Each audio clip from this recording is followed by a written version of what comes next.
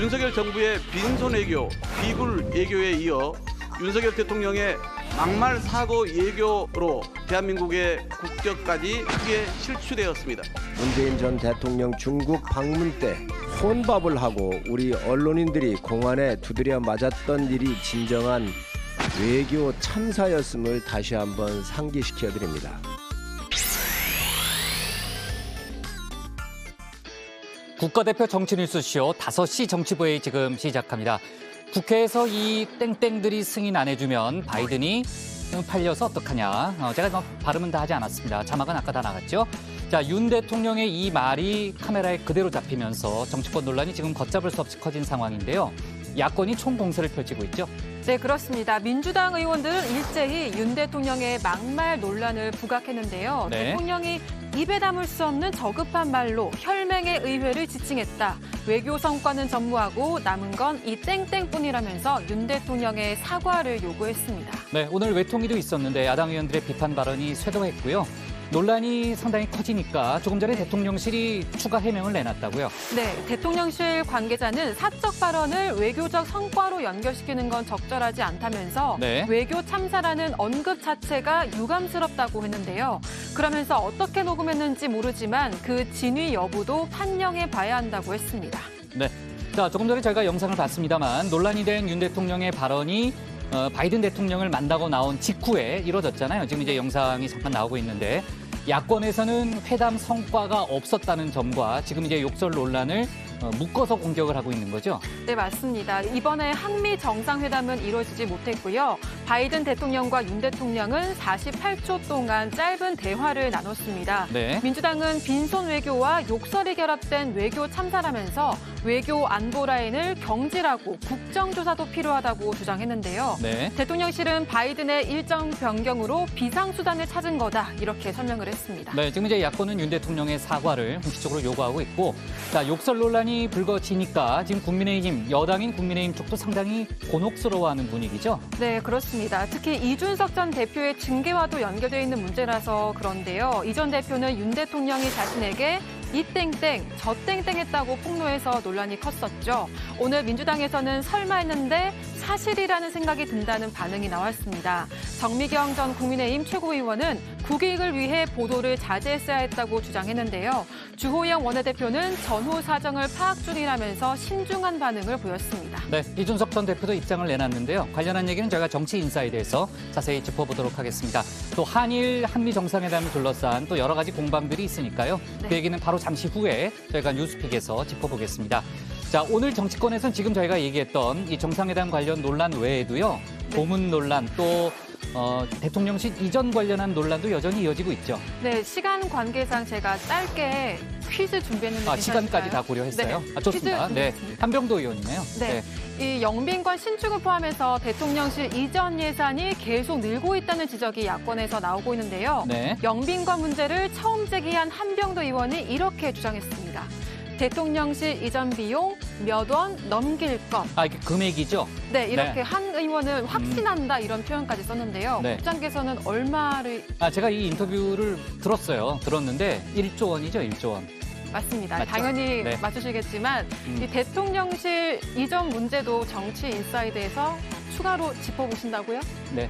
제가 할 멘트를 그냥 백반장이 했군요. 좋습니다. 아주 좋은 자세예요. 저는 들어가서 네. 회의를 좀 진행할게요.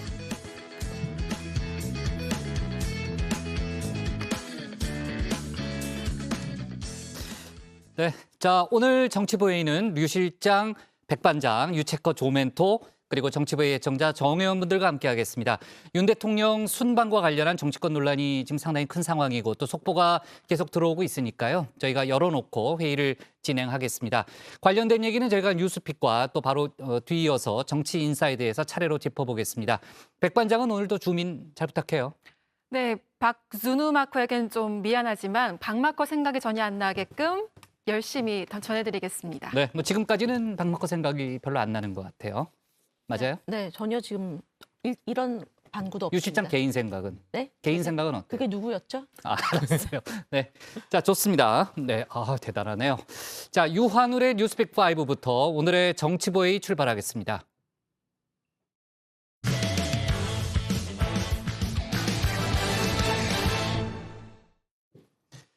막판까지 성사 여부를 놓고 관심이 모이던 한일 정상회담 결국 열렸습니다. 회담이 시작되고 나서야 현지 기자단에 공지가 되는 등 철통 보안 속에 성사됐는데요. 우리는 약식 회담이라고 표현했고 또 일본은 간담이라고 표현하면서 회담 뒤에도 여러 가지 논란이 이어지고 있습니다. 한미 정상회담을 둘러싼 조금 전에 저희가 얘기했죠. 48초 동안 만난 데 대해서 여러 가지 말들 역시 나오는데요. 여기에 윤석열 대통령의 욕설 논란까지 겹친 상황이죠. 관련 소식을 유한울 체커가 정리했습니다. 네, 5시 하면 다정회, 정혜원들의 뉴스 큐레이터 울체커입니다. 목요일의 뉴스픽5 바로 시작하겠습니다. 오늘의 키워드는요. 회담 대 간담, 1,400원 뚫었다, 탈출 러시, 병역 이행해야, 스토킹 전수조사로 잡아봤습니다. 첫 번째 픽 현장은 오늘도 미국 뉴욕으로 갑니다. 큰 사건 또 행사가 있는 곳이라면 어디든 간다. 저 울체커가 계속 다정회의 톱파원 미는 이유입니다. 윤석열 대통령의 이번 순방, 그중에서도 제가 미국 뉴욕에 집착하는 것도 바로 이 발표 때문이었습니다. 워낙 많은 나라가 참여하고 또 다양한 부수 외교 일정이 혼재되어 있기 때문에 정상회담 일정이 유동적이긴 하지만 현재로서는 한미 정상회담 그리고 한일 정상회담을 하기로 합의해놓고 시간을 조율 중에 있습니다. 네, 합의해놨다. 그러니까 한미, 한일 정상회담 열린다는 거지 하면서 만반의 준비를 하고 있었던 건데요. 그런데 막상 뉴욕에 도착하고 보니 대통령실의 발표 빠른 시일 내에 정리해서 말씀드리겠다. 이게 전부였습니다. 그때부터 제 마음도 같이 초조해집니다. 그래서 열리는 거야, 안 열리는 거야? 국장에 물어보시면 뭐라고 보고해야 하지? 대통령실의 발표 오매불망 기다릴 수밖에 없었죠.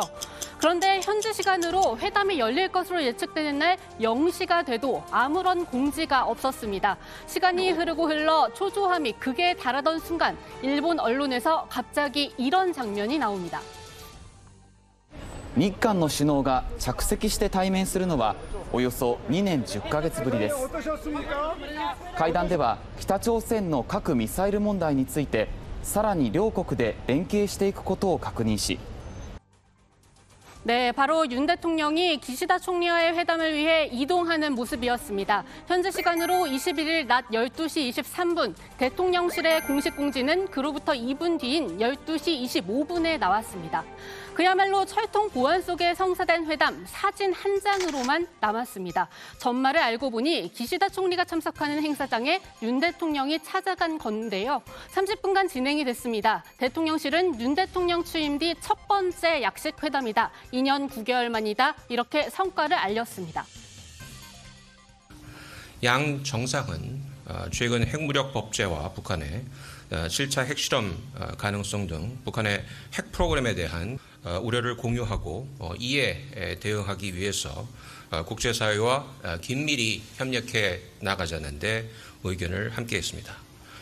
또한 양 정상은 현안을 해결해 양국 관계를 개선할 필요성에 공감하고 이를 위해 외교 당국 간 대화를 가속화할 것을 외교 당국에 지시하는 동시에 계속 협의해 나가기로 했으며 네, 국민의힘도 한국에서 지원 사격에 나섰습니다. 윤석열 정부가 들어선 후 한일 관계에 큰 변화가 일어나고 있습니다. 하야시 외무상의 대통령 취임식 참석, 김포 하네다 운항 노선 재개, 일본 입국 시 격리 면제 등 수년간 경직됐던 양국 관계의 훈풍이 불어오고 있습니다.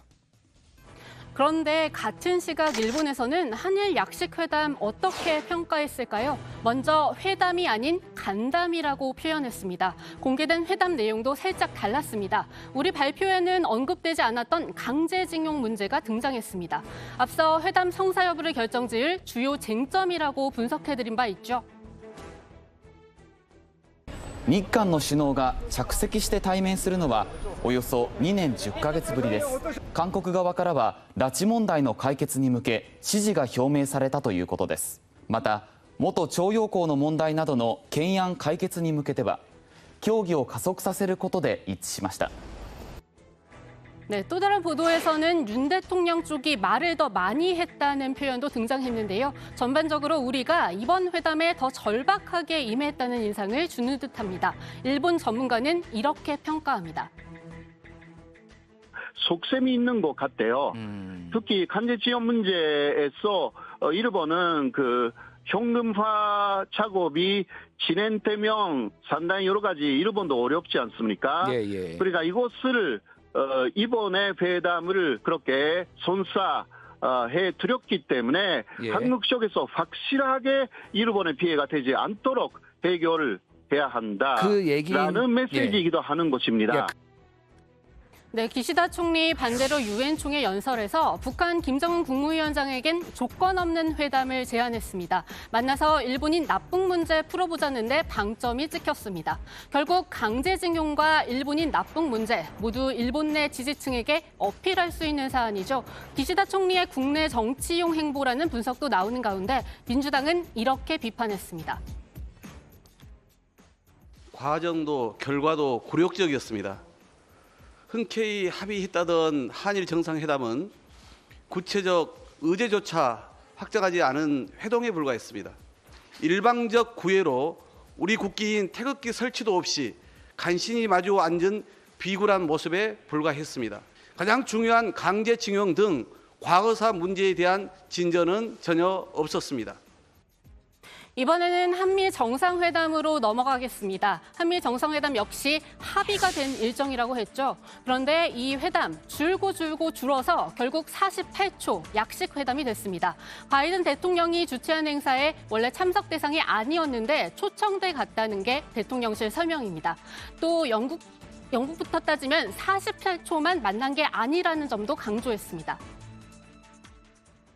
9월 18일 런던에서 개최된 찰스 3세 국왕 주최 리셉션, 9월 21일 뉴욕에서 개최된 오늘이죠.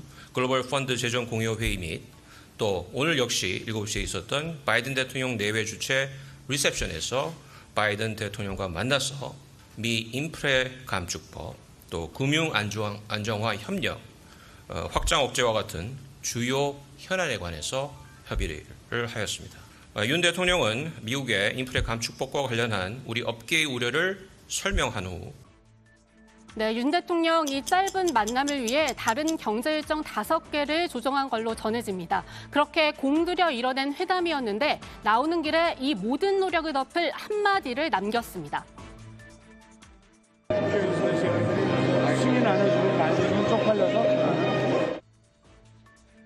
네, 이 아찔한 한마디가 나온 후폭풍은 이따가 정치 인사이드에서 자세히 전해드리도록 하고요. 저는 계속 48초에 집중해 보겠습니다. 이 부분도 민주당에겐 유효한 공격 포인트입니다.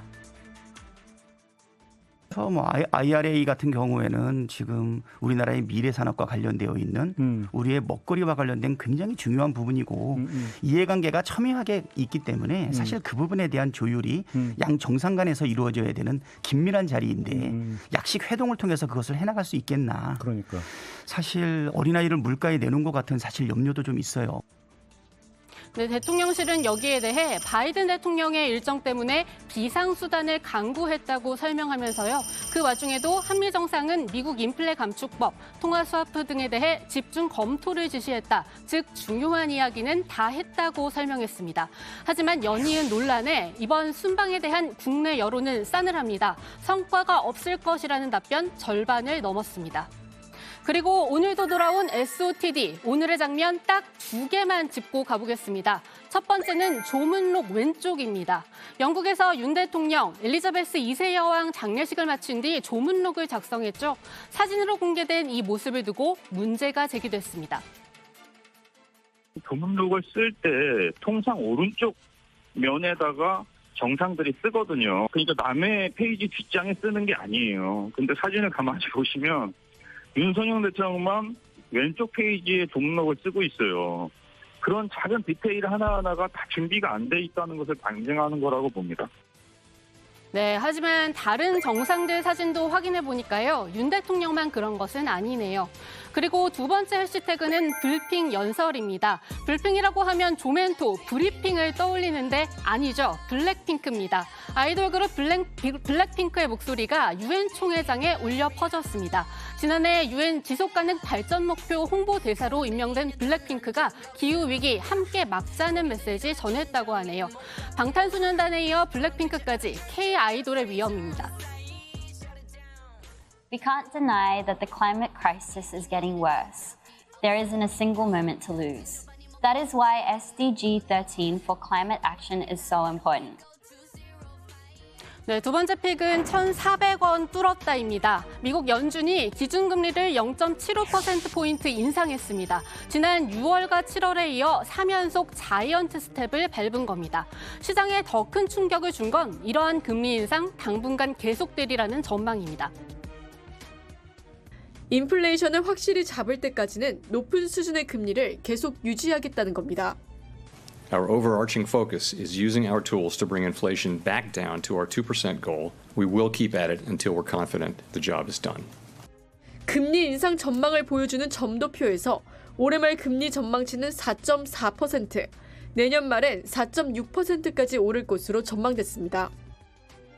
여기에 러시아발 악재까지 겹치면서 원달러 환율은 오늘 장이 열리자마자 1,400원을 돌파했습니다. 13년 6개월 만입니다. 1,409.7원까지 오른 채로 장을 마감했는데요. 유가락으로 주춤하던 수입 물가에도 비상이 걸렸습니다. 수입의 상당 부분 의존하는 밀가루와 식용유 등의 가격 오를 가능성 높아졌습니다. 그렇게 되면 빵과 과자, 라면 등 다른 가격도 또 오를 가능성이 있죠. 그야말로 물가 비상입니다. 채소도 오르고 모든 게 다 과자값도 다 올랐는데 라면까지 오르게 되면 이게 좀 이게 전반적으로 다 올라서 살기가 너무 힘들어졌구나.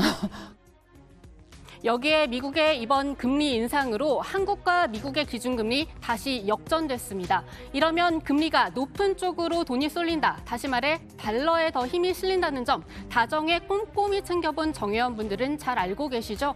고환율, 고물가 잡기 위해 결국 우리도 빅스텝 단행할 수밖에 없을 것으로 보입니다. 금융당국은 오늘 비상회의를 열었는데요. 여기 참석한 이창용 총재는 0.25%포인트 인상 전제 조건이 많이 바뀌었다면서 0.5%포인트 인상 시사했습니다. 여기에 한미 정상 약식회담에도 올랐다는 통화 스와프 어떻게 진행될지도 지켜봐야 할 것 같습니다. 네, 목요일의 뉴스픽은 여기까지입니다. 정상회담 소식 등 국제 정세에 집중하다 보니까 두 번째 픽까지밖에 정리하지 못했는데요. 들어가서 3, 4, 5픽도 전해드리겠습니다. 뉴스픽 5였습니다. 네, 자 한미 한일 정상회담, 글쎄 뭐 회담이라고 부를 수 있을 정도로 부를 수 있느냐라는 지금 그런 논란까지 있는 상황인데요. 정치권의 논란이 지금 이제 큰 상황입니다. 물론 이제 야권의 공세는 아주 뜨겁고 이제 여권 쪽에서는 문재인 정부가 망쳐놓은 한일 관계를 정상화시켰다라는 또 그런 평가도 내놓고 있습니다만 지금 관련된 공방이 상당히 뜨거운 상황이고요. 여기 이제 윤 대통령의 욕설 논란까지 겹쳐서 지금 상당히 복잡한 그런 상황인데 그 욕설 논란은 저희가 바로 뒤에 이제 정치 인사에 대해서 자세히 짚어보도록 하겠습니다.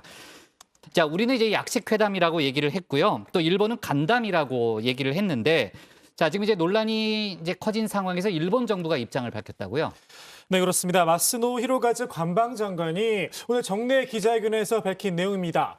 회담과 간담회 차이에 대한 엄밀한 정의가 존재하는 건 아니다 이렇게 설명을 했는데요. 국제회의를 기회로 양 정상이 단시간 의제를 정하지 않고 접점을 갖자고 한 데에서 간담이라고 했다 이렇게 설명했습니다. 그런 논란보다도 현재 전략 환경을 비춰봤을 때 한미일 협력 진전이 지금보다 더 중요한 때는 없었다 강조하기도 했습니다. 앞서 일본 현지 언론은 간담이라는 표현에 대해서 강제징용 문제를 한국 측이 해결하지 않는 한 정식 회담에 응해서는 안 된다는 자민당내 주장을 배려한 면이 있다 이렇게 분석하기도 했습니다. 네, 자, 세 번째 픽, 네 번째 픽, 다섯 번째 픽 정리를 좀 간단히 해볼게요. 세 번째 픽은 유 실장이 얘기할래요? 네, 일단 제가 한번 해보겠습니다. 네. 그래픽 주시죠. 네, 세 번째 픽 탈출 러시입니다. 어제 러시아 푸틴 대통령이 부분 동원령을 내렸다 이렇게 전해드렸었죠. 부분이라고는 하지만 예비군 병력 30만 명에 달하는 규모입니다. 여기에 반발을 해서 이 반대 시위 곳곳에서 진행이 되고 있고요. 징집에 피해서 도피하려는 사람들도 빠르게 늘고 있다고 합니다.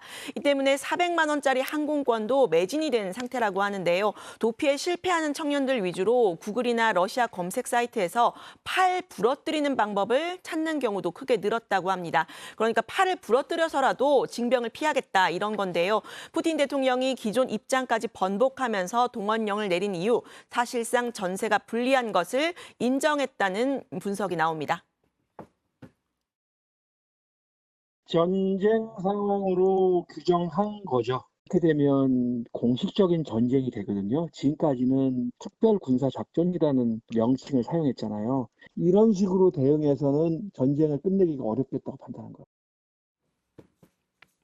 네, 유엔 총회에서는 바이든 미국 대통령, 또 프랑스 마크롱 대통령 등이 연설 중에 이를 규탄하기도 했습니다.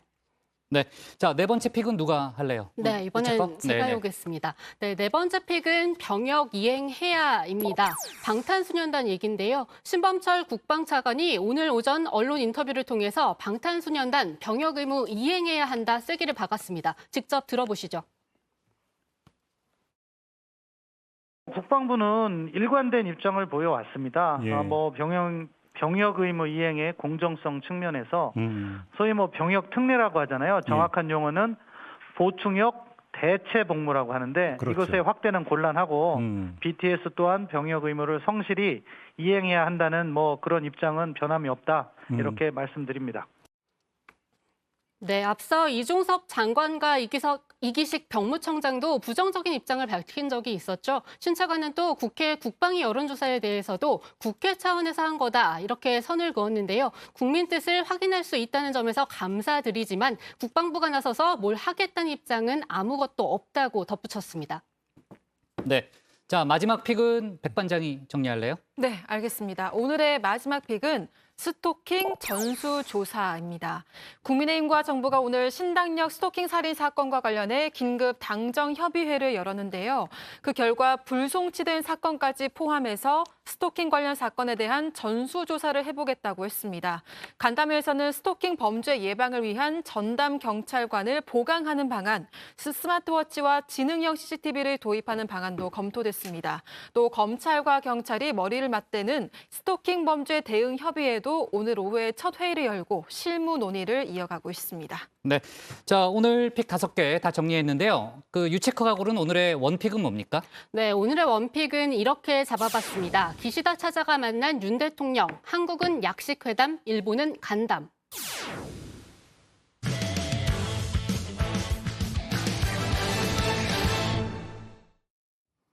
네, 조금 전 저희가 얘기했던 대로 윤석열 대통령이 미국 의회와 바이든 대통령을 향해서 비속어를 사용해 구설에 올랐습니다. 민주당에서는 국격을 크게 훼손했다며 대형 외교 사과라고 거세게 비판했는데요. 특히 이 땡땡이라는 표현 국민의힘 이준석 전 대표도 들은 적이 있다고 밝혔었죠. 윤 대통령에겐 보통 명사인가 보다라는 반응을 내놓기도 했습니다. 자, 관련한 여러 가지 정치권 공방 조익신 멘토의 정치 인사에 대해서 짚어봅니다.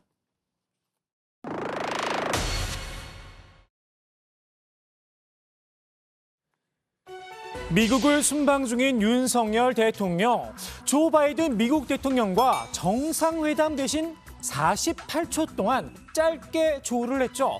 바이든 대통령을 만나고 나오면서 이런 말을 남겼습니다.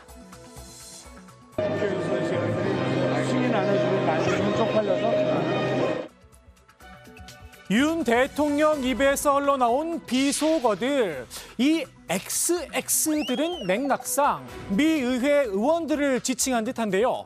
미국 의회의 수장, 하필 패싱 논란이 불거졌던 낸시 펠로시 의장입니다. 바이든 대통령을 향해선 쪽팔려서란 표현을 사용했죠. 부끄러워서 체면이 깎이다라는 뜻의 비속어인데요. 뭐라고 번역이 돼 백악관에 보고가 될지 사뭇 궁금합니다. 어감을 잘 살리려면 1인치의 장벽을 잘 넘어야겠죠. 윤 대통령의 발언을 접한 민주당, 대형 외교 사고다 강하게 날을 세웠는데요.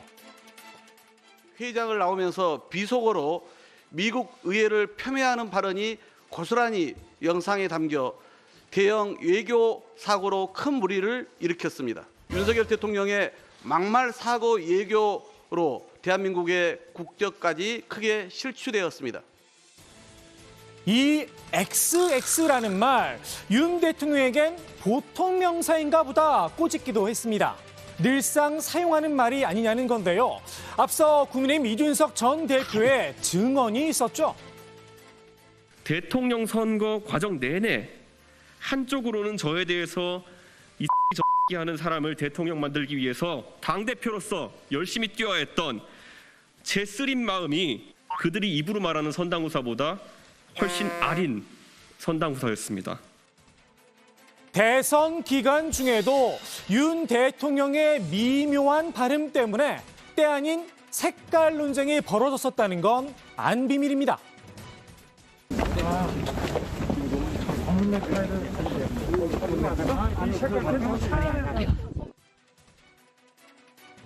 민주당에서 이 XX 비속어를 쓴 게 아니냐 공세를 펴자 XX는 색깔이다 해명을 했었는데요.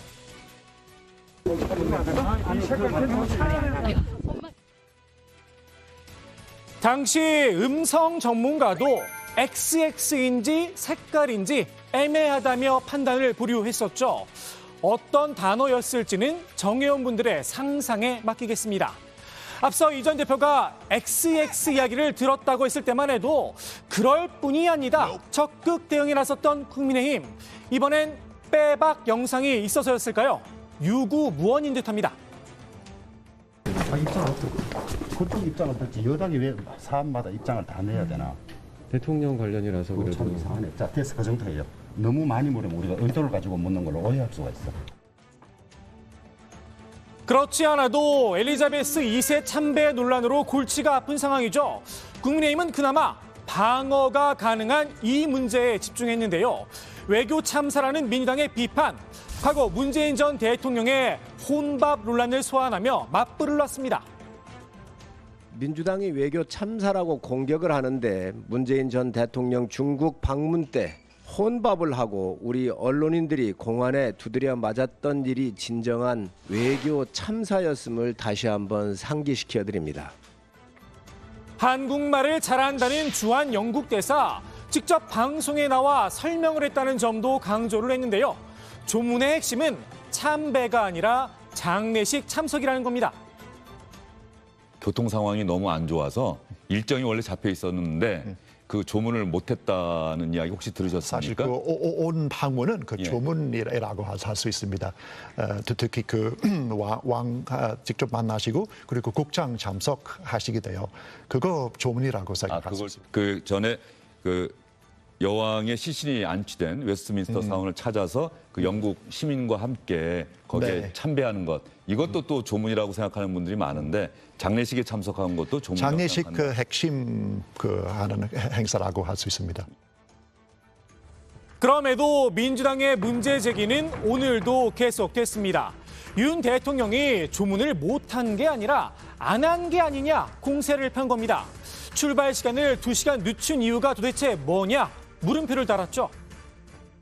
왜 9시에 출발했느냐입니다. 7시에서 9시로 번복했다 이건 두 번 아니라 하더라도 번복 안 했다 하더라도 정상적으로 우크라이나 때문에 14시간 걸린다는 거를 상식적으로 알고 있었음에도 불구하고 왜 9시에 출발했느냐.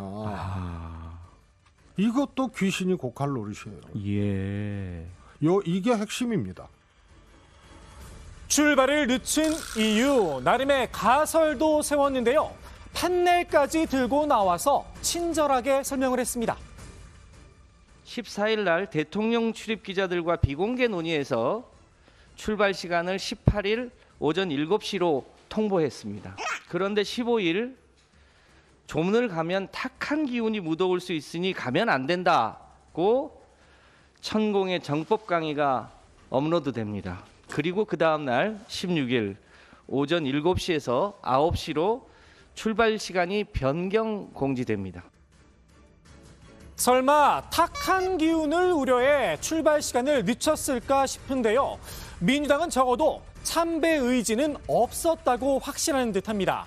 윤 대통령 유일하게 일정을 소화한 찰스 3세 리셉션에 1시간 정도 일찍 도착했었다고 하죠. 조문을 할 시간적인 여유가 있었다는 겁니다. 5시 도착했으면 바로 한 10분이면 걸어가는 거리니까 5시 도착했다 치더라도 내가 참배를 못했으니까 잠깐 내가 다녀올게 라고 다녀왔어야 되죠. 광화문하고 서울시청 그 사이의 거리입니다. 얼마든지 걸어서 갈 수 있고. 민주당은 기승전 무속으로 공격 방향을 잡은 듯한데요. 영빈관 신축 논란도 그 중심에 무속이 자리하고 있죠. 내 아는 그 도사 중에 그 사람이 정말 들어가자마자 영빈관을 옮겨야 된다 하더라고. 옮길 거야. 옮길 거예요?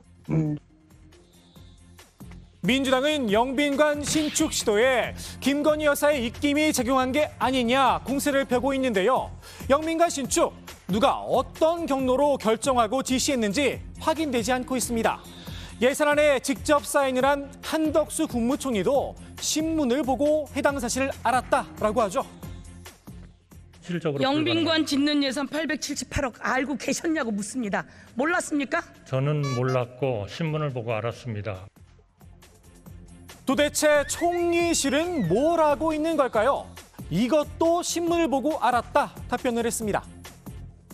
8월 중순에 헬기가 내리다가 대통령 헬기가 내리다가 나무에 부딪혀서 꼬리표가 상한 거 알고 있습니까? 꼬리 날개가 손상된 것? 신문에서 봤습니다. 신문에서 어떻게 봅니까? 이건 장관한테 보고를 받아야죠. 책임 총리라는 말이 무색하게 느껴질 정도인데요. 신문 총리, 식물 총리가 아니냐는 비판이 여당에서도 나왔습니다. 국무총리는 신문 보고 알고 이 나라가 지금 이상한 나라가 됐잖아요. 나는 이거 관여한 적이 없고 묻지 마세요. 그리고 저는 관여하기도 싫어요. 이런 표정이죠. 그런 이야기인데 그러면 왜 그분이 총리를 하시는지. 영빈관 신축에 이어 이른바 청와대 미술관 예산도 도마에 올랐죠. 청와대를 단순한 정적인 모습에서 상징성과 예술성과 자연, 역사성이 잘 어우러지는 복합 공간으로 재구성되기를 기대한다. 청와대에 미술관을 만들겠다는 정부의 계획, 이에 맞춰 48억 원의 전시 예산이 편성됐는데요. 그런데 청와대가 소장해온 미술품을 보여주겠다는 것 외에는 구체적인 사용 계획이 없는 상태로 예산이 결정됐다는 지적이 나왔습니다.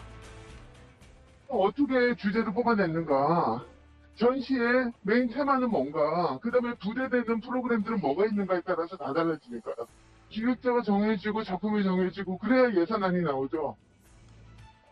뭘 할지 정해지지도 않은 전시. 그런데 예산 규모는 다른 전시들보다 훨씬 많았습니다.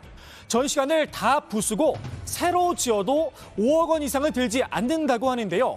회당 15억 원이면 국제미술전인 비엔날레를 할 수도 있다는 뒷말이 나왔습니다. 청와대 미술관, 정치권에선 김건희 여사를 위한 프로젝트가 아니냐 의혹의 목소리가 있었죠. 인수위 누군가가 또는 김건희 여사 측 주변에서도 청와대 미술 전시관 활용을 추진했던 것으로 보여집니다. 동아일보엔 이런 칼럼까지 실렸습니다. 인근에 청와대 소장품을 전시할 국립현대미술관 등 미술관이 차고 넘치는데 굳이 돈 들여 미술관을 또 하나 만들겠다니 청와대를 김 여사의 놀이터로 만들겠다는 것으로밖에는 보이지 않는다. 허리띠를 졸라매겠다. 긴축 재정을 천명했던 윤석열 정부. 유독 대통령과 관련된 일에는 곳간이 활짝 열리는 게 아닌가 싶기도 합니다. 관련 예산 그대로 통과될 수 있을까요? 오늘의 정치 인사이드 이렇게 정리합니다. 승인 안 해주면 쪽팔려서. 네.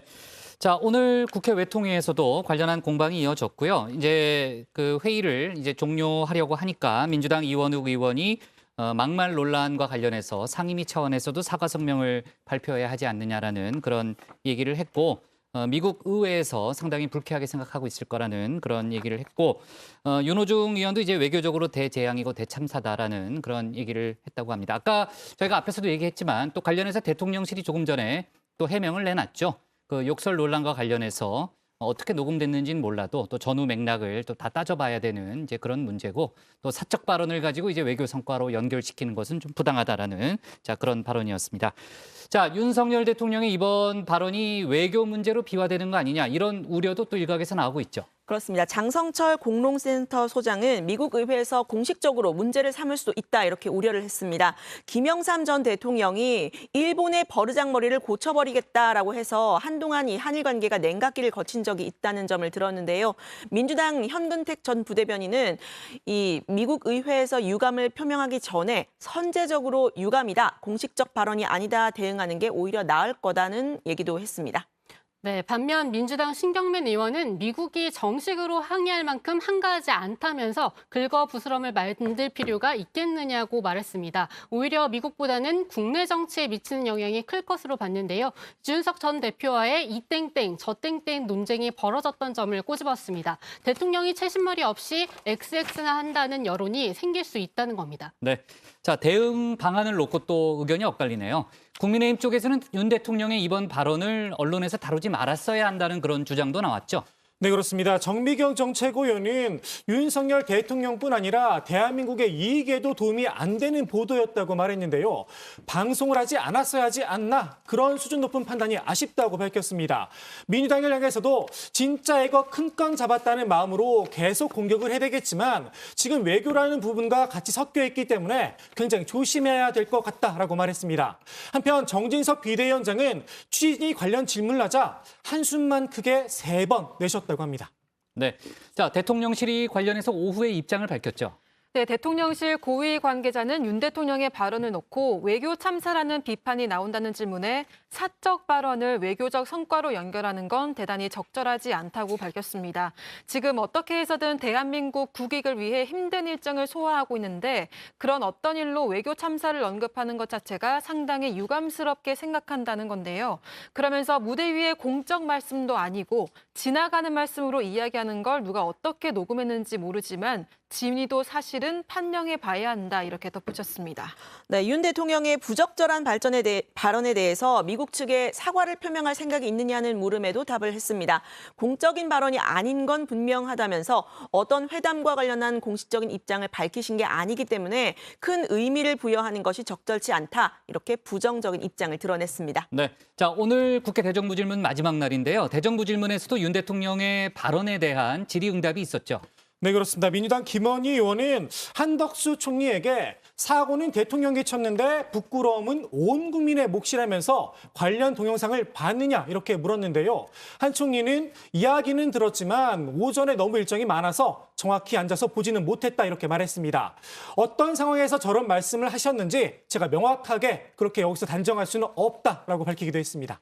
한 총리는 윤 대통령의 발언을 어떻게 생각하느냐는 질문에 바이든 대통령 앞에서 저런 말씀을 하셨느냐, 그 얘기가 명확하게 들렸고 통역도 됐냐면서 정식 회의장은 아닌 것 같다고 답변했습니다. 이에 김원희 의원은 바이든과 직접 만나는 자리에서 그랬으면 그게 가당키나 한 얘기냐면서 그 앞에서 그렇게 얘기했으면 이건 외교 참사가 아니라 망하는 것이다. 말씀을 왜 그렇게 하냐며 소리 높여서 질타했습니다. 네. 자, 한덕수 총리의 신문 보고 알았다는 발언이 이제 그동안 논란이 됐는데 오늘 대정부 질문에서 한 총리가 직접 사과를 했다는 거죠. 네, 그렇습니다. 한덕수 총리는 헬기 파손 질의를 받고 이렇게 신문에서 본 바 있다라고 답변을 했는데요. 여기에 대해서 죄송하다고 사과를 했습니다. 대정부 질문에 답변을 준비하는 과정에서 관련 내용을 보고받았는데 언론에서 본 걸로 잘못 생각해서 답변을 했다는 겁니다. 네, 자 오늘의 정치 인사이드 이렇게 정리하겠습니다. 대통령의 품격 이땡땡 청와대 전시 미술관 옆 놀이터로 제목을 잡겠습니다. 다음은 류정화 실장의 국회 상황실로 갑니다.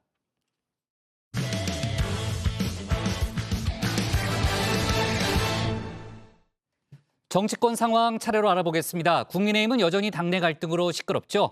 경찰이 이준석 전 대표의 성상납 의혹 등을 무혐의 처분 내렸지만 윤리위 징계 가능성, 또 법원 가처분 결정 등의 변수가 여전히 남아있기 때문입니다. 법원 신문기일과 윤리위 회의를 6일 남겨놓고 당내에선 여전히 설왕설래가 오가고 있는데 류정화 상황실장이 관련 내용 정리했습니다. 네, 국민의힘 이준석 전 대표 경찰 수사에 대해서는 일단 한숨 돌렸죠. 성접대 수수 또 알선 수재 혐의에 대해서 무혐의 처분을 받은 겁니다. 성접대 관련 혐의는 공소시효가 만료가 됐고요. 이 공소시효가 며칠 남아있던 2015년 9월 추석 선물은 전직 대통령 박근혜 씨와의 만남 주선에 대한 대가로 보기 어렵다고 보고 검찰에 불송치를 한 겁니다. 문자로 공개됐던 이 성상납 기소가 되면 함께 올려 제명해야죠라는 시나리오는 일단 차질을 좀 빚게 됐는데요. 정진석 비대위원장은 예상했던 바라고 넘겼습니다. 그건 뭐 예상했던 바 아니겠어요. 뭐 일단은 공소시효가 한참 지난 사안이기 때문에 송치를 할 수 없는 사항이라고 다들 뭐 예상을 했던 거기 때문에 특별한 뭐 논평이 필요 없는 사항이라고 생각해요. 네, 정 비대위원장이 덤덤한 이유요. 경찰이 7억 각서 등 증거인멸 혐의, 또 가세연 유튜브 가로세로 연구소 강신업 변호사와 얽힌 무고 혐의에 대해서는 수사를 계속 이어가고 있기 때문입니다. 무고 혐의는 성접대 의혹에 대한 고소 고발이 거짓이었는지 아닌지 이걸 따지는 건데요. 그러려면 이 성접대 의혹 자체에 대한 판단이 있어야겠죠. 친윤계에서는 이 성접대 의혹 자체는 시효가 지났지만 이 무고죄 혐의 수사를 통해서 성접대 전혀 없었던 일은 아니다라는 결과가 나올 수도 있다는 기대를 하고 있습니다.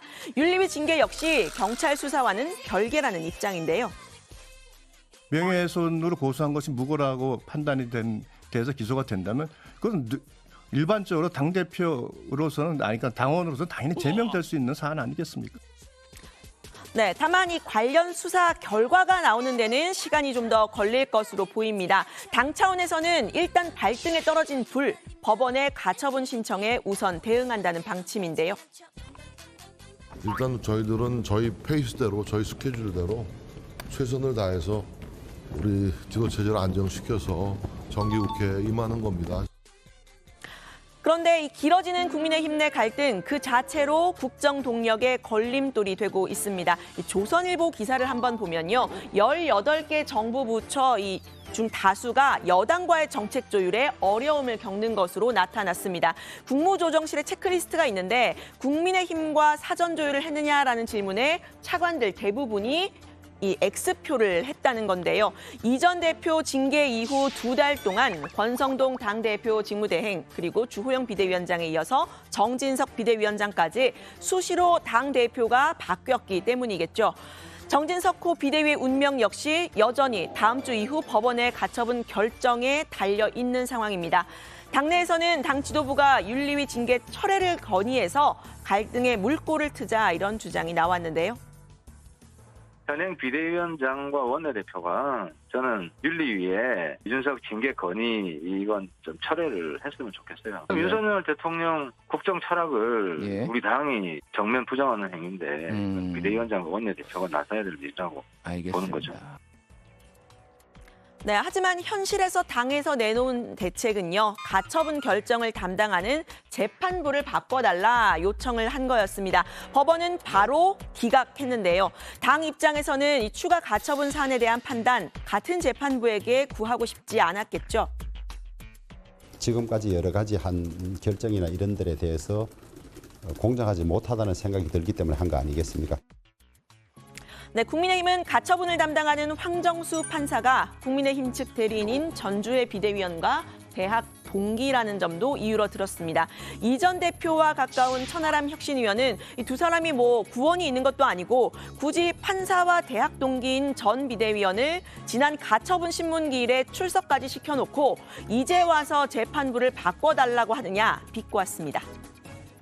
한마디로 개콘 촬영이 아닌가 생각이 들어요. 단순히 나랑 대학 동기였다라는 내용이고요. 그때는 신문에 참여까지 해놓고 이제 와가지고 우리가 유리할 수도 있으니까 좀 바꿔달라라는 취지로 얘기하는 걸로 지금 이해가 되는데 그거는 약간 누가 보더라도 좀 납득하기가 어렵죠. 네, 전 비대위원 지난번 법원의 신문 기일에 출석을 해서 이 전 대표는 가처분을 신청할 권한이 없다 이런 논리를 폈었죠. 당원권이 없는 상황이니 당원 당규에 대한 심판을 구할 자격이 없다는 겁니다. 하지만 신문 이후에 법원이 결정이 나온 적이 있죠. 이 결정문을 보면 이 전 대표의 자격이 없다는 주장 받아들이지 않았습니다. 이준석 그 당대표 신천리시죠. 현재 당원권이 정지입니다. 당원권이 정지되어 있는 사람이 이 효력정지를 구할 이러한 당사자 적격이 없다. 이렇게 주장을 했고. 채무자 주호영을 비대위원장으로 결의한 부분은 무효이므로 비대위원 임명 및 비대위 설치도 무효이므로 이를 전제로 한 위 주장은 이유 없다. 네, 재판부 변경 신청에 대한 비판 여권에서도 나왔습니다. 당이 오히려 이 전 대표를 돕고 있는 것 아니냐, 나사가 하나 빠진 것 아니냐라면서 대응을 잘못하고 있다고 한 겁니다. 쓸데없는 일을 벌여놓고 이제 자신이 없으니까 저렇게 자꾸 뭐 당사자 적격이 없다, 재판부 바꿔달라 그렇게 하는구나라는 인상을 줄 가능성이 있어요. 당이 요즘 보면 좀 나사가 하나 빠진 것 같아요. 네, 법원의 가처분 결정에 실익이 있을지 없을지는 모르지만요. 그럼에도 불구하고 윤리위 제명은 강행하는 분위기입니다. 윤리위 판단은 애초부터 이 전 대표의 경찰 수사와는 상관이 없었다고도 말을 했는데요. 이미 감정 다툼의 영역으로 넘어간 상태죠. 중징계가 내려졌던 배경에는 지금 얼마 전 경찰이 결정 성상납 의혹에 대한 건이 본질이 아니었습니다. 위해를 가하고 있고 당이 망하는 것을 가장 촉진하는 지금 선두에 선 분이라는 인식이 있죠. 예를 들어 학교에서 유기정학을 당한 학생에게 반성문 쓰라고 했는데 교장 선생님한테 욕이나 하고 달려들고 교무실 유리창 깨고 하면 그건 뭔가 좀 다른 또 판단을 할 수가 있지 않겠습니까? 네, 이 전 대표 측은 윤리위가 징계를 강행하면 당연히 추가로 가처분을 신청한다는 방침입니다. 가처분 신청을 하면 승소할 가능성이 높다고 보고 있는데요. 천혁신의원은 윤리위 경정은 제명이라는 목적을 이미 정해둔 폭주기관차 같다고 표현했습니다.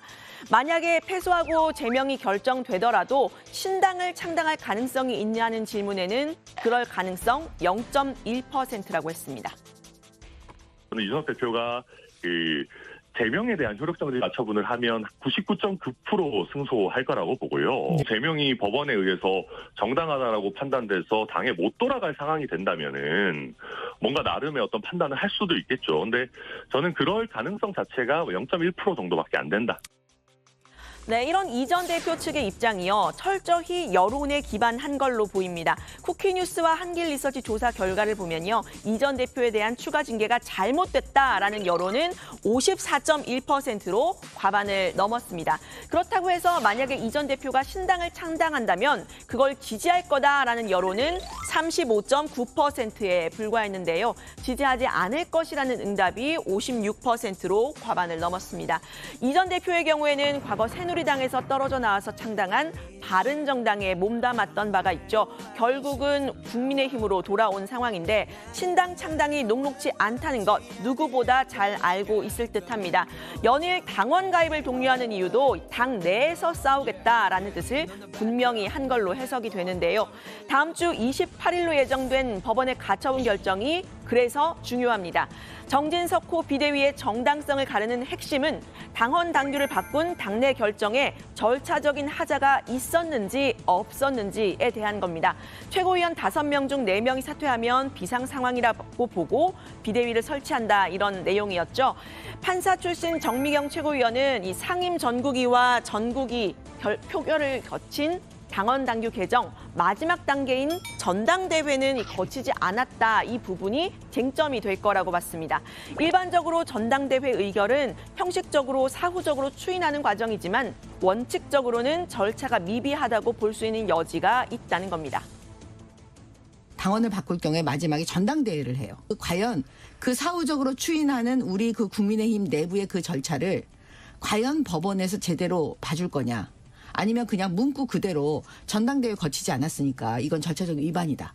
이렇게 보일 수도 있는 거거든요. 그런데 최근 당헌 당규 개정부터 정진석 비대위원장 승인 문제까지 전국위에 회부하기 위해 열린 이 의원총회에서는 표결 없이 박수로 처리하는 경우가 많았죠. 이런 부분들에 대해서 당내 의원들 사이에서도 절차적 문제 제기된 바가 있습니다.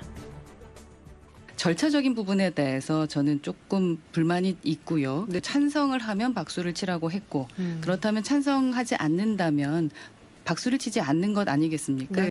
저는 뭐 이게 이 박수하는 게 어디서 많이 본 듯한데 이게 보면은 어딥니까? 어느 뭐 사회주의 국가에서 그렇게 합니까? 네, 정진석 비대위원장은 만약에 법원이 가처분을 인용하고 비대위가 무효가 되더라도 주호영 원내대표 원톱 체제로 가겠다라고 공언을 했습니다. 최고위로 돌아가는 건 당연히 안 되는 거고요. 3차 비대위는 어려울 거다 이렇게 본다는 겁니다. 우리가 가미카제, 즉 자살 공격 특공대는 아니지 않느냐라는 말도 했다고 하는데요. 차기 당대표를 뽑는 전당대회는 빨라도 내년 2월이라고 했습니다. 차기 당권 주자들의 발걸음 분주해지고 있죠. 김기현 의원은 차기 전당대회 역시 윤심이 작용하는 게 당연하다고 말했습니다. 윤심이 작용되면 나쁜 것이라는 전제를 많이 깔고 질문하시던데 예. 그 전제가 틀렸습니다. 아니 대통령하고 우리 국민의힘이 따로따로 따로 국밥이 아니잖아요. 그렇죠. 같은 당 집권 소속이고 우리 당 여당이니까. 후보입니다. 그러니까 교감을 하면서 뽑기는 하겠지요. 당연히 윤심이 작용되겠지요. 네, 법원의 가처분 신문 기일이자 윤리위가 열리는 28일 운명의 날이라고 할 수 있을 듯한데요. 이제 6일 앞으로 다가왔습니다. 정진석 비대위원장은 26일부터 28일까지 아베 전 총리 국장을 위해 일본으로 출국한다는 일정을 오늘 밝혔습니다. 어떤 결정들이 내려질지 앞으로도 다정회에서 전해드리도록 하겠습니다. 오늘 발제는 이렇게 정리합니다. 이준석 전 대표 윤리위 징계 시 가처분 검토, 정진석 비대위 가처분 결과는? 네, 자, 류 실장이 마지막에 얘기했던 대로 다음 주 수요일 28일에 윤리위와 또 법원 가처분 신문이 동시에 열립니다. 그날이 정말 국민의힘으로서는 이제 운명의 날이라고 할 수 있는데 일주일도 안 남았죠. 정진석 비대위원장이 오늘도 회의를 주재했죠. 네, 오늘도 비대위 회의가 있었는데요. 여기에서 김행 비대위원 그리고 김병민 비대위원을 대변인으로 선임하고 앞으로 비대위 사안에 대해서도 적극적으로 언론 대응을 하겠다고 했습니다. 민주당의 민생입법 7가지를 강력하게 저지하겠다는 포부도 밝혔는데요. 직접 들어보시겠습니다. 민주당의 그 포퓰리즘식 복지 예산이라든가 여러 가지 입법, 다수당을 기반으로 한 입법 편포에 대해서 저희가 우려를 표하는 것으로 저희가 입장 정리를 하고 강력하게 그 야당의 입법 저지 활동을 할 것으로 이렇게 저희가 얘기를 했습니다.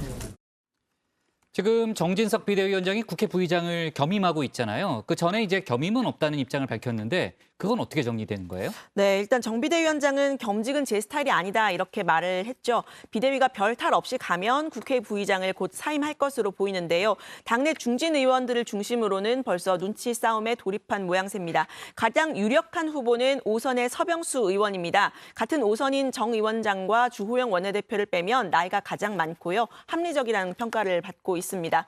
역시 5선의 김영선 의원, 정우택 의원이 출마할 경우에는 경선을 치를 가능성도 있습니다. 하지만 28일로 예정된 가처분 신문 이후에 인용이 결정이 될 경우에는요. 정 비대위원장이 계속 국회 부의장직을 수행하게 될 가능성도 있습니다. 네, 자 28일 이제 국민의힘의 향방을 결정할 분수령이 될 텐데 윤리위 결정에 대해서는 여전히 당내에서 설왕설래가 한창이죠. 네, 국민의힘 내에서는 이 전 대표에 대한 윤리위 징계를 강행할 걸로 보는 시각이 일단 더 많습니다. 당초 윤리위가 문제 삼은 부분은 이 전 대표의 성상납 문제가 아니었죠. 7억 각서 등 증거 인멸 문제였습니다. 김병민 비대위원장은 문제가 있었다면 비대위원장이요? 비대위원은 문제가 있었다면 왜 지난 징계 때 재심 청구를 통해서 권리 구제를 받지 않았느냐라고 했는데요. 이 전 대표 측의 추가 가처분 신청, 유엔 제소 카드 등에 대해서도 쓴소리를 했습니다.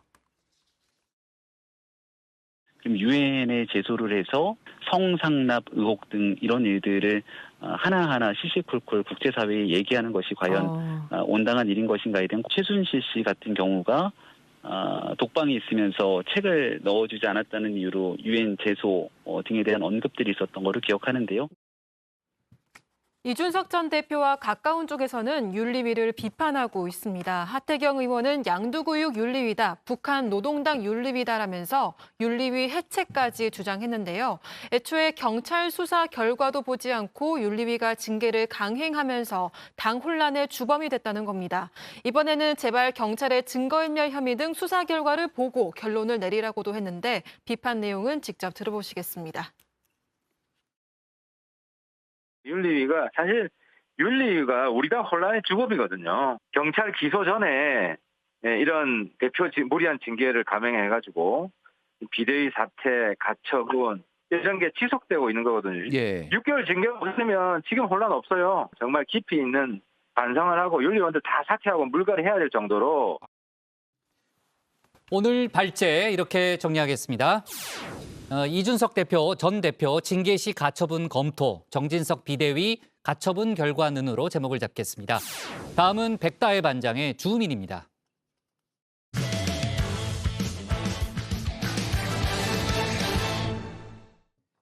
오늘 국회 상황 알아보겠습니다. 대정부 질문이 오늘 마무리되는 그런 상황이죠. 지난 나흘간 여야가 윤석열 정부의 순방 성과와 영빈관 신설 논란 등을 두고 난타전을 벌였죠. 여당은 문재인 정부 정책에 대한 비판을 쏟아냈고 또 문 전 대통령을 국감 증인으로 채택하자는 주장을 했습니다. 민주당은 김건희 여사의 공세를 마쳤는데요. 관련 내용을 백다혜 반장이 정리했습니다. 지난 19일부터 나흘 동안 진행된 대정부 질문, 오늘이 마지막 날인데요. 교육과 사회, 문화 분야에 대한 질문이 이어졌습니다. 한덕수 총리를 비롯해 한동훈 법무부 장관, 이상민 행안부 장관 등이 출석하면서 오늘도 여야가 뜨거운 공방을 벌였는데요. 여러 현안을 두고 여야가 격돌하면서 윤석열 정부 출범 이후 첫 정기국회의 전원이 고조되고 있습니다. 이런 가운데 어제 양당의 원내대표는 첫 회동을 가졌는데요. 주호영 국민의힘 원내대표는 두 사람 사이에 신경전이 있었다는 보도에 대해서 반박하기도 했습니다. 신경전이 전혀 아닌데요. 저하고 이해가 좀 다른데 박홍근 대표께서는 야당이 비판하면 좀 들어주면 좋겠고 그걸 전부 발목 잡기 프레임으로 안 몰아갔으면 좋겠다. 저는 그렇게 새겨들었고요.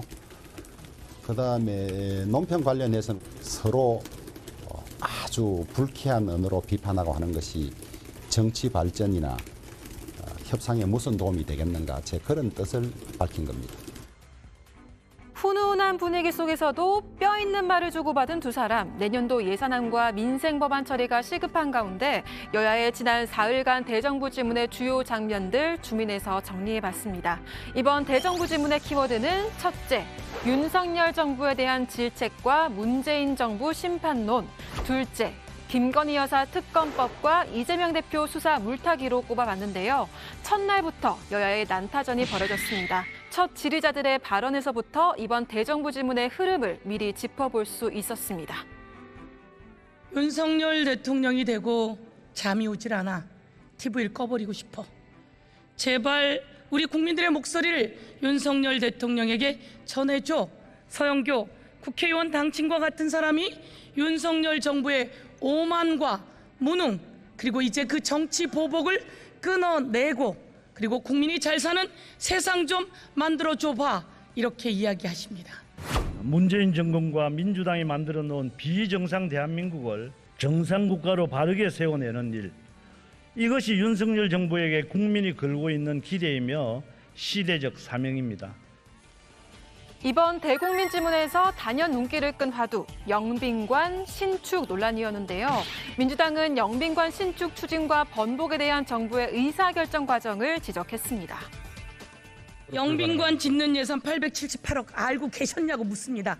몰랐습니까? 저는 몰랐고 신문을 보고 알았습니다.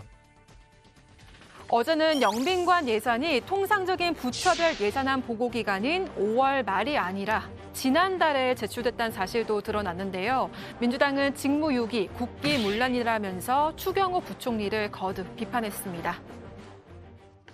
이 사업을, 영빈관 사업을 대통령께 최종 확정 단계에서 보고를 안 드린다는 게 기재부 장관 책무 이거 제대로 한 겁니까? 아니죠. 대통령 비서실에서 많은 사업이 있었고 약 40조 되는 예산에 관해서 전체적인 총량이나 기조 그리고 주요 핵심 국정과제 사업에 관해서 보고 드리지. 그럼 만약에 기재부 장관이 이 예산을 보고하지 않았다면 저는 직무유기라고 봅니다. 저는 국기문란이라고 생각합니다. 아닙니다. 대통령 비서실에서는 내부 여러 업무 처리 절차를 거쳐서 적정하게 진행됐으라고 그렇게 생각합니다. 제가 그 안에 내부 보고에 관해서까지 일일이 확인할 제가 볼 때는 이 문제는 이런 민주당의 영빈관 신축을 둘러싼 공세에 국민의힘은 문재인 정부의 잘못이라면서 맞받아쳤습니다. 문재인 대통령은 광화문 시대 연다고 그랬어요. 광화문 시대 열면 영빈관 어디서 할 겁니까? 저는 문재인 전 대통령이 약속을 안 지켰기 때문에 이런 문제가 발생 안 했지. 그러면 광화문 시대 열면 이거 없었겠어요? 어딘가 있어야죠. 네.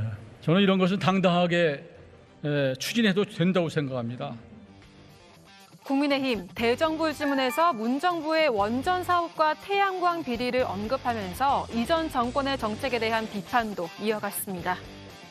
원전 경제성 조장은 이미 7,277억 원의 국민 혈세 낭비를 가져왔습니다. 태양광 이권 카르텔은 5%만 조사했는데도 보조금, 부당 집행, 입찰 담합, 특정 대출 등 2,616원 규모의 비리가 드러났습니다. 이에 맞서는 민주당, 윤석열 대통령이 영국 도착 첫날 교통 사정으로 인해서 조문이 취소되자 외교 참사라면서 공세를 퍼부었습니다. 윤 대통령은 조문 없는 조문 외교로 우리나라의 국격을 떨어뜨리고 있습니다. 일부 국민들은 이를 두고 어떻게 얘기하느냐, 상갓집에 가서 조문은 하지 않고 육개장만 먹고 온 것이 아니냐, 이런 말을 하고 있습니다. 다른 나라 정상은 교통이 혼잡하고 해도 걸어서라도 가서 조문을 하는 그런 모습이 언론에 보도되고 하는데, 윤석열 대통령 내외께서 제때 계획된 조문을 못한 것에 대해서 안타깝게 생각하고 있는 것입니다. 청와대 경은의 홍보수석께서는 정치 정쟁에 활용하지 말아라 이래하는데, 오히려 저희들이 묻고 싶습니다. 이거는 사실 외교 참사 아닙니까? 하지만 국민의힘에서는 정쟁을 위한 비판이라면서 맞섰는데요. 이번에 영국 국왕의 어떤 조문에 대해서 국내에서 외교 실패라고 이렇게 시끄럽게 정쟁을 하는 나라는 저는 대한민국 외에는 없었던 것 같습니다. 혹시 차관님 우리나라와 비슷한 경우가 생기면 개인적으로 좀 알려주십시오. 공부 좀 하게요. 계속해서 문제 제기를 하는 것 자체가 저는 국격을 떨어뜨리고 혼밥 외교보다는 훨씬 지금 잘하고 계신 것 같고, 다시 한번 소환된 문재인 전 대통령, 이른바 혼밥 논란은 지난 2017년 문 전 대통령의 중국 순방 과정에서 제기됐습니다. 당시 10차례 식사를 하는 동안 2번만 중국 요인들과 만나서 식사를 했다면서 혼밥 논란이 일었던 건데요. 최근 국민의힘은 민주당의 공세에 문재인 전 대통령의 사례를 반격 카드로 꺼내들고 있습니다. 다음 달 열리는 국정감사를 앞두고 문 전 대통령을 증인으로 채택해야 한다는 주장도 나왔습니다. 지난 19일 국회 국방위원회에서 국민의힘은 해수부 공무원 피격 사건과 탈북 어민 북송 사건 등을 고리로 문 전 대통령을 증인으로 채택해야 한다고 주장했는데요. 민주당은 전 정권에 대한 망신주의라면서 즉각 반발했습니다. 결국 정쟁을 통해 정치적 이득을 보려는 것 아니냐면서 비판의 목소리를 높였는데요. 그렇게 따지기 시작하면은 대통령실에 지금 각종의 의혹들이 많잖아요. 네. 장신구 문제도 있고, 그다음에 대통령 관저 공사 관련해서 김건희 여사가 관여한 거 아니냐, 불법으로 수주한 업체를 김건희 여사 관계가 있는 거 아니냐. 김건희 여사를 증인으로 부르자고 지금 국회 운영이나 법사위나 이런 데서 그런 주장이 나와서야 이게 정상적인 국정감사에 장이 펼쳐진다고 볼 수가 없지 않습니까? 하지만 어제 열린 국회 교육위원회에서는 논문 표절 의혹을 두고 김건희 여사를 증인으로 채택해야 한다는 주장도 나왔습니다. 전직 대통령과 현 대통령의 배우자에 대한 국정감사 증인 신청, 실현 가능성은 낮아 보이는데요. 하지만 다음 달 국정감사가 어떻게 진행될지 미리 가늠해 볼 수는 있었습니다. 한편 이재명 대표에 대한 수사를 정치 탄압이라고 주장하면서 김건희 특검법으로 맞불을 놓고 있는 민주당인데요. 대정부 질문에서도 연일 김건희 여사에 대한 의혹 제기와 미진한 수사를 지적했습니다. 김건희 여사 사건에 대한 수사지 했습니까? 제가 구체적 사건에 대해서 일체 수사지휘를 하지 않겠다고 말씀드렸는데 갑자기 김건희 여사 사건에 대해서만 수사지휘를 하라고 말씀하시는 거는 좀 너무 정파적인 접근 같습니다. 해야 될 수사지를 안 하고 지금 일부러 안 하는 거 아닙니까? 이렇게. 그렇게 따지면 제가 이재명 사건에 대해서 이렇게 하라고 지휘해도 되겠습니까? 그것도 안 되죠. 하세요, 법대로. 이에 국민의힘은 김건희 특검법이 이재명 대표 수사에 대한 물타기라면서 맞서고 있죠. 최근 검찰이 수사하고 있는 변호사비 대납 사건을 언급하면서 새로운 의혹을 제기했습니다. 이재명 대표와의 관계, 또 뭐 팬티 사건 등등으로 지금 쌍방울이 이름이 하고 있습니다. 지금 쌍방울과 관련된 이재명 대표의 건이 여러 건으로 지금 검찰 수사 내지는 기소를 받고 있습니다. 그런데 쌍방울이 지금 조폭의 자금으로 인수되었다, 이런 설이 지금 현재 정설처럼 되어 있습니다.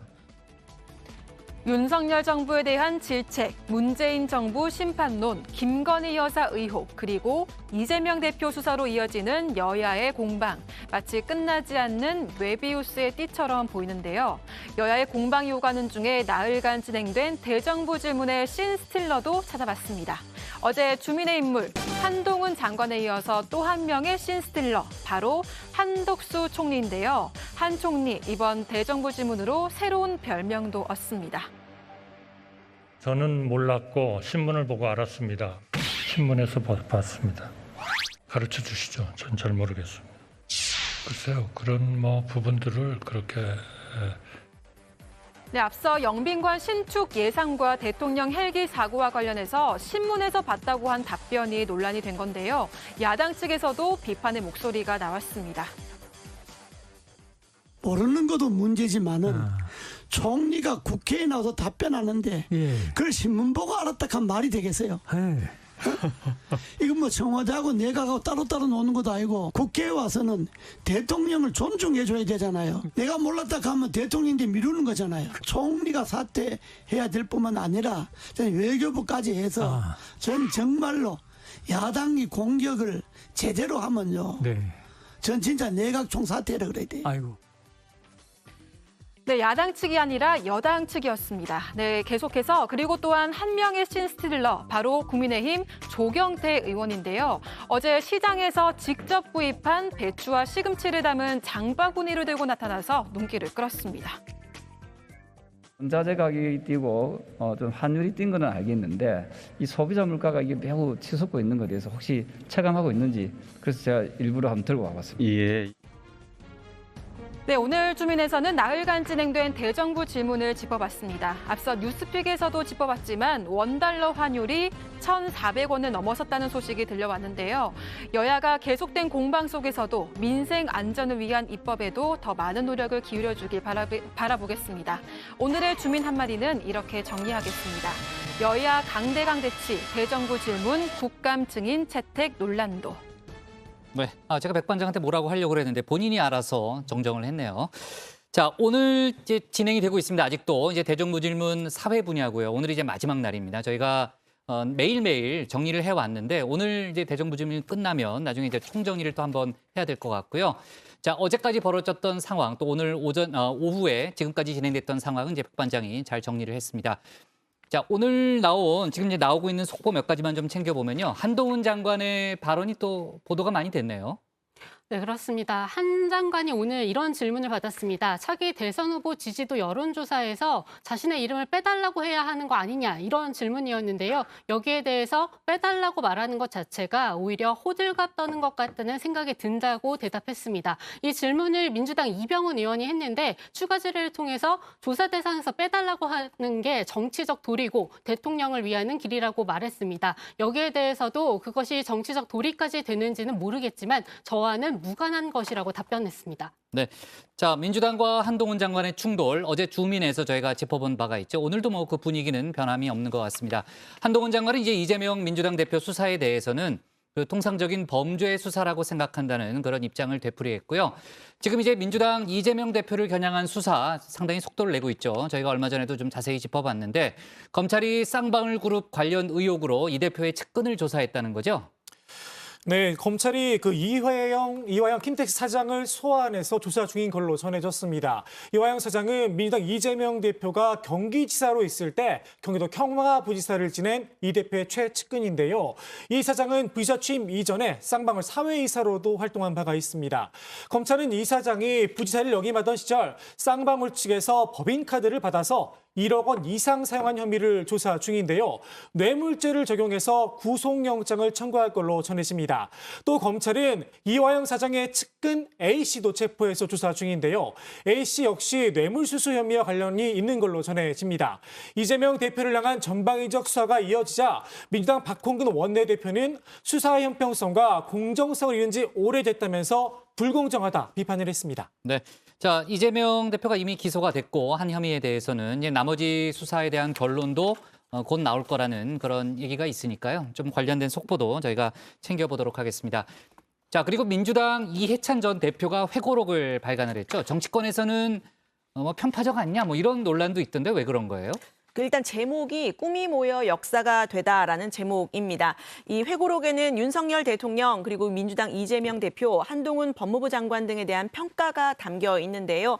먼저 윤 대통령에 대해서는 선거 중에도 당선 후에도 국가 비전을 제시하지 못하고 그저 정권 교체라고 혹평했습니다. 반면 이재명 대표에 대해서는 정치권의 이 후보처럼 살아온 사람이 어디 있느냐라면서 너무 아까운 후보라고 후한 평가를 내렸는데요. 두 인물에 대한 상반된 평가를 내리면서 편파적이다 이런 이야기가 나오고 있는 겁니다. 네. 자, 뭐 문재인 전 대통령에 대한 평가도 있던데 뭐 제가 책은 다 읽어보지 못해서 나중에 좀 읽어보고 다시 한번 얘기를 좀 해보죠. 지난 대선에서 민주당이 패한 원인 또 한동훈 법무장관에 관한 내용도 있더라고요. 네, 이해찬 전 대표는 지난 대선에서 민주당이 패배한 이유로 문재인 정부의 부동산 정책과 인사 실패 등을 꼽았는데요. 윤석열 검찰총장이 대표적인 인사 실패라고 했습니다. 또 기득권 카르텔도 하나의 팬이라고 했습니다. 이 대표 같은 사람을 기득권 카르텔이 똘똘 뭉쳐 공격했다면서 전형적으로 한동훈 같은 인물이 그 카르텔의 중심이라고 한 장관을 직격했습니다. 한 장관도 자신을 기득권 카르텔의 중심이라고 표현한 것에 대해 답변을 내놨는데요. 오늘 대정부 질문에 출석해서 취재진들이 질문을 하자 책을 읽어보지 못했다고 말했습니다. 하지만 그러면서도 이 나라의 진짜 기득권 카르텔은 운동권 카르텔이라고 많은 국민들이 생각하실 것 같다고 반박했습니다. 네. 자, 한동훈 장관이 책은 읽어보지 못했지만 그 이해찬 전 대표의 회고록에 대해서도 비판 발언을 내놨네요. 자, 전현희 국민권익위원장이 이제 지난번에 기자회견을 한 소식을 저희가 다뤘었는데 어제군요. 지난번이 아니라 어제 이제 기자회견을 열었고 오늘은 이제 라디오에 출연해서 감사원에 대한 비판을 이어갔죠. 네, 그렇습니다. 전현희 위원장은 오늘 라디오에 출연해서 감사 내용이 너무 민망하고 사소하다면서 감사원을 비판했습니다. 이 감사 내용 자체가 황당하고 감사 사유가 될 수 없는 사안을 감사했다고도 했는데요. 감사원이 이 권익위 관사에 수족관이 동파돼서 수리한 비용을 이 전 위원장이 횡령한 거 아니냐는 식으로 감사를 진행했다고 주장했습니다. 이 뭐라도 권리라는 식의 감사라고도 했는데요. 같이 들어보시죠. 아무거라도 나오라는 식으로 기우제식, 그러니까 나올 때까지 감사를 하는 이런 식으로 현재 하고 있어서 대한민국의 감사원의 수준이 이 정도였나 이런 생각을 이번에 했는데요. 그래서 감사가 종료한 이후에 강력하게 법적 대응을 할 예정입니다. 네. 자, 도이치모터스 허위 해명 의혹으로 고발된 김건희 여사에 대해서 검찰이 각하 처분을 내렸죠. 어제 저희가 속보로 다뤘던 내용인데 민주당이 오늘 공세를 퍼붓고 있다고요. 네, 그렇습니다. 시민단체 사법정의 바로 세우기 시민행동은 지난 5일 김건희 여사가 도이치모터스 주가 조작 사건과 관련해서 허위 해명을 했다면서 김 여사를 검찰에 고발했죠. 공직선거법 위반 혐의인데요. 그런데 어제 검찰이 고발인의 추측만을 근거로 한 거고 수사를 개시할 구체적인 사유가 충분치 않다면서 각하 처분을 했습니다. 이에 민주당은 여사만 지키면 된다는 결론 아니냐면서 이해하기 어렵다고 강하게 반발했는데요. 검찰이 공정성을 잃었다고 지적을 했습니다. 직접 들어보시죠. 김건희 여사는 윤석열 검찰의 성역이 되었습니다. 법은 만인에게 공정해야 합니다. 법을 집행할 검찰은 인심 앞에 서면 공정성을 잃습니다. 좋습니다. 오늘 주민 제목 이렇게 정리하겠습니다. 여야 강대강대치 대정부 질문, 국감 증인 채택 논란도로 제목을 잡겠습니다. 자, 오늘 정치부에는 여기까지 하겠습니다. 저희는 내일도 오후 5시 정각에 다시 찾아뵙겠습니다. 얘기하려고 했는데 바로 하네요. 네, 어제 말씀하셔가지고. 네, 좋아요. 네.